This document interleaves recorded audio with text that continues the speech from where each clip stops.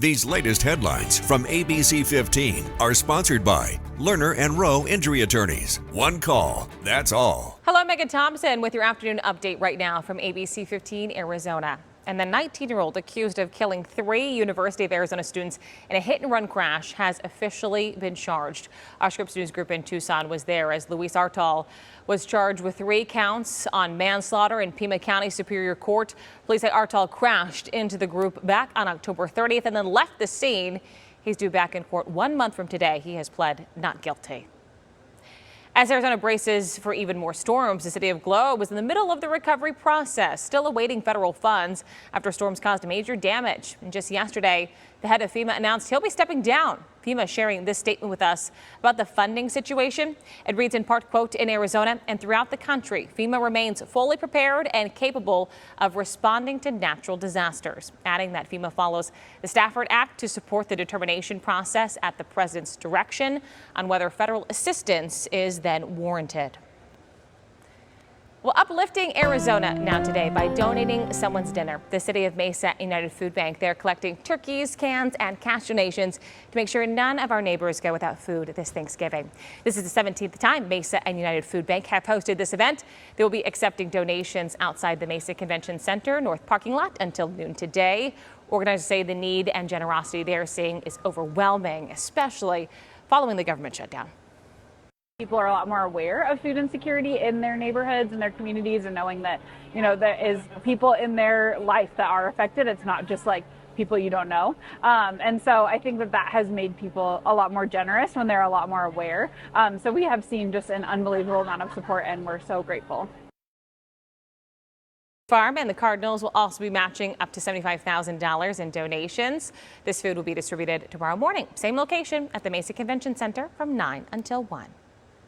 Hey man, something smells delicious. It must be this next story. All this week, we're heading into the kitchen for 5 days of feasting. Today, we have an appetizer. Scripps News Group's Jessica DeLuise shows us how to make a baked cranberry brie that's shockingly easy and delicious.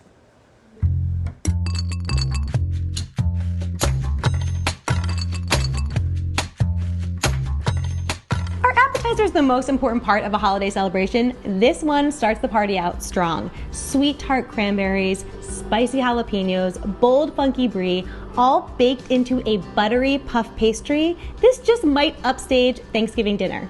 Grease the muffin tin with a high heat cooking oil. For this recipe, we're using jalapeno, but if you want an option without the heat, swap in bell pepper. We'll get this finely minced. We'll pop this pepper into our saucepan with our cranberries, honey, orange juice, and orange zest. Careful not to get that white pith because that is a little bit bitter. I'm using pre-made pastry dough, and we'll cut this into little squares to fit in each one of these little muffin wells. The cranberry pepper mixture thickened up nicely, so we're gonna shut off the heat and just let it cool for a moment while we cut up our brie cheese. And we'll put a piece of brie in each one of these little puff pastry wells. It is in my nature to fill these up to the max, but you don't really want to do that because the puff pastry will expand and you don't want these to overflow. How gorgeous is that? It's cooled a little bit and it thickened up even more as it cooled down. So now we'll put a little bit into each one of these puff pastry wells. Start with a little, and you can always go back and add more. Now they go into the oven. We'll top each one with raw chopped walnuts and back into the oven. The funky brie, the sweet tart cranberries, the spicy jalapeno, and the nutty walnuts. This is gonna be the perfect bite. For this and all of the festive and easy to make recipes, head to scripsnews.com/feasting. I'm Jessica DeLuise for the Scripps News Group.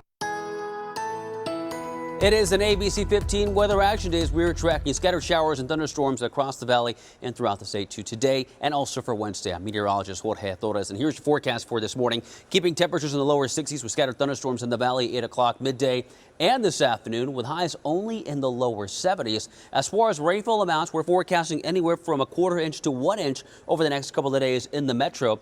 Snow levels in the high country anywhere from 65 to 7,500 feet, and snowfall amounts right around 1 to 2 inches for areas like Flagstaff. Highs there will be in the mid-40s today, 50s along the rim in the White Mountains with 60s and lower 70s across the lower deserts, but those temperatures will drop the rest of the week as more rain changes move in. Highs only in the mid-60s on Wednesday and Thursday with lows in the lower 50s. We're back to right around 70 on Saturday with more rain changes that day.